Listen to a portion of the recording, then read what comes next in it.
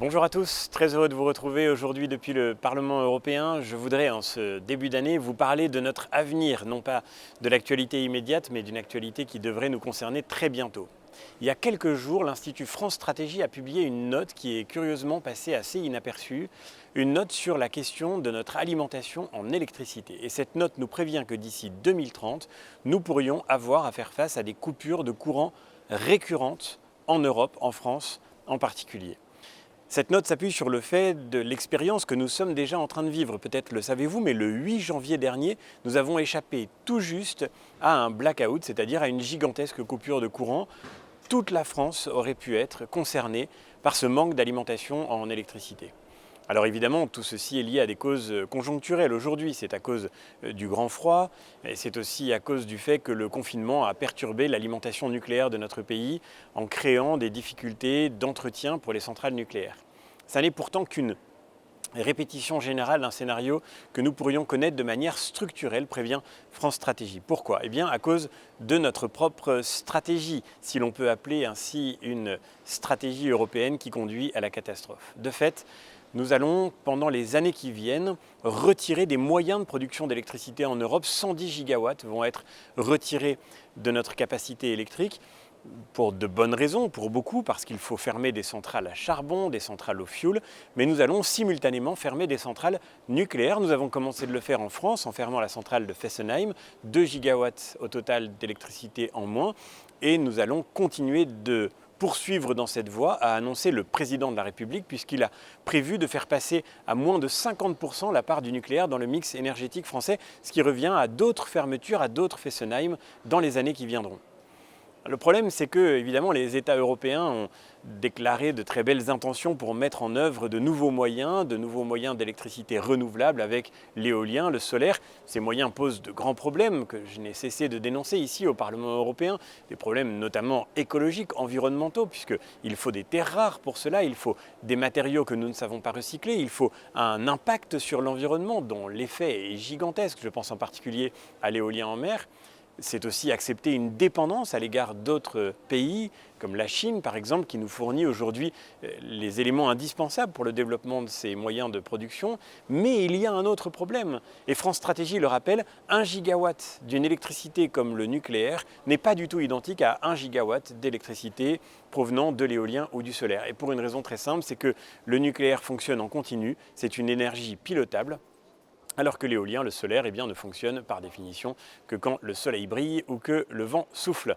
Voilà quelque chose que nos brillants stratèges gouvernementaux n'ont sans doute pas envisagé, et de fait, nous allons nous retrouver demain dans une situation dans laquelle nous n'aurons pas assez de moyens pilotables pour assumer une dépense en énergie nécessaire lorsque, par exemple, dans les périodes hivernales, le soleil ne brille pas, que le vent ne souffle pas et que pourtant il fait très froid et que vous avez besoin de vous chauffer. Alors, de fait, on s'étonne que nous soyons arrivés à un tel niveau d'aberration, et pourtant c'est le cas. Nous sommes en train de nous engager nous-mêmes dans une impasse dont les conséquences pourraient être absolument catastrophiques. Tout le monde pense à l'hiver et à ces périodes de froid particuliers, mais en réalité, il y a d'autres risques possibles. Que se passera-t-il demain si nous avons une panne majeure sur une partie du réseau ? Que se passera-t-il si nous subissons une attaque terroriste ? Nous n'aurons pas assez de moyens pilotables à mettre en œuvre pour pouvoir faire face à la nécessité immédiate de fournir de l'énergie à tous les Français, et aussi évidemment aux entreprises stratégiques, aussi aux hôpitaux, aux blocs opératoires, à toutes les structures qui ont besoin de faire face à des risques critiques. Nous sommes en train de nous enliser dans la perspective d'une dépendance progressive à l'égard d'autres grandes puissances mondiales. Nous sommes en train de nous enfermer dans une impuissance qui nous conduira à cette immense vulnérabilité. Alors que la crise du coronavirus nous a montré à quel point il était fondamental de pouvoir garantir notre résilience, eh bien nous faisons exactement l'inverse en matière d'énergie. Alors évidemment, c'est loin 2030, c'est plus loin qu'une élection présidentielle. Évidemment, ça suppose d'avoir une stratégie ambitieuse, d'assumer, de dépasser la folie du « en même temps ». Que veut dire 50% de nucléaire dans le mix énergétique français ? Soit le nucléaire est un atout, un élément fondamental pour notre alimentation électrique, pour une énergie d'ailleurs compétitive, de faible coût et déjà amortie, soit, et dans ce cas-là, il faut utiliser au maximum cet atout et le développer, soit au contraire, le nucléaire doit être considéré comme une option à supprimer, c'est ce que pensent les écologistes, et dans ce cas, il faut l'abandonner complètement. Mais le en même temps d'Emmanuel Macron sur un sujet comme celui-ci n'a littéralement aucun sens. Moi, je crois que nous n'avons qu'une seule solution. La seule solution, c'est de pouvoir conserver cet atout et de le transmettre aux générations qui viennent. Cet atout qu'est le nucléaire, nous devons pouvoir investir de nouveau sur lui pour pouvoir garantir que demain, ceux qui nous suivront, que demain, nous-mêmes, nous bénéficierons encore de cette énergie à faible coût, de cette énergie pilotable qui nous permet aujourd'hui encore, c'est l'un de nos derniers atouts sur le plan industriel, d'avoir une place en Europe et dans le monde. Alors, pour cela, que faire? Eh bien, simplement 3 objectifs immédiats et absolument majeurs. Le premier d'entre eux, évidemment, en sortant de cette aberration du en même temps énergétique, le premier d'entre eux, c'est de faire en sorte de garantir que le nucléaire fera bien partie du mix énergétique européen demain. Et nous avons une immense bataille à jouer pour cela aujourd'hui en Europe. Parce qu'en Europe, l'idéologie écologiste est en train de prendre le pas et nous interdit de parler de nucléaire, est en train d'exclure le nucléaire des règlements européens qui orienteront demain les financements publics en matière d'énergie. C'est le cas de la taxonomie, un texte réglementaire assez technique et ardu, mais dont l'enjeu est immense. La taxonomie qui avait pour but de dire quelles énergies devaient être considérées comme étant vertes, et donc dans quelles énergies les États auraient le droit de s'engager demain, cette taxonomie, aujourd'hui, elle exclut le nucléaire et elle inclut le gaz naturel. C'est évidemment une aberration. Il faut mener le combat ici au Parlement européen. Nous le faisons. Il faut aussi que la France mène ce combat avec les autres États membres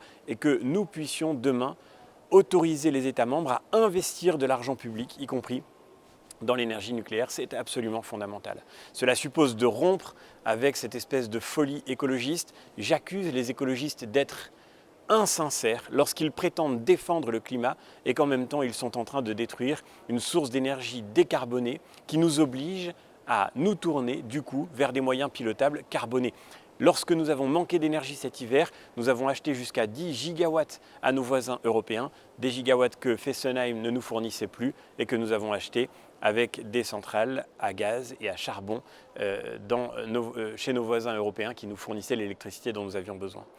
Le deuxième élément majeur, le deuxième sujet crucial, c'est qu'il faut évidemment que nous puissions nous redonner une vraie stratégie industrielle en matière de production d'électricité. C'est absolument crucial. Je pense en particulier à la question de l'hydrogène qui va être une question clé et que nous discutons là aussi dans les discussions, dans les débats qui ont lieu actuellement au Parlement européen. Et puis le troisième élément, on n'y pense pas assez, c'est la question de l'éducation et de la formation. Aujourd'hui, l'un des premiers problèmes du parc nucléaire français, c'est que nous n'avons plus les ingénieurs, mais aussi les techniciens, les ouvriers, pour aller travailler dans les centrales nucléaires avec une haute technicité, des ouvriers qui soient capables de faire des soudures. On l'a vu dans les travaux de Flamanville, cela a posé de grands problèmes. Il faut absolument que nous puissions réinvestir dans l'éducation, dans la formation. Nous avons besoin d'une base industrielle solide en France si nous voulons pouvoir être autonomes.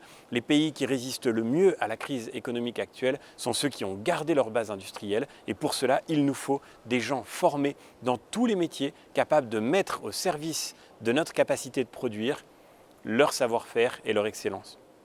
Voilà quelques enjeux d'une immédiate actualité en réalité si nous voulons faire face à la seule véritable urgence, à cette urgence du long terme qui consiste à assurer pour notre avenir, notre indépendance et notre résilience. Merci beaucoup, à très bientôt.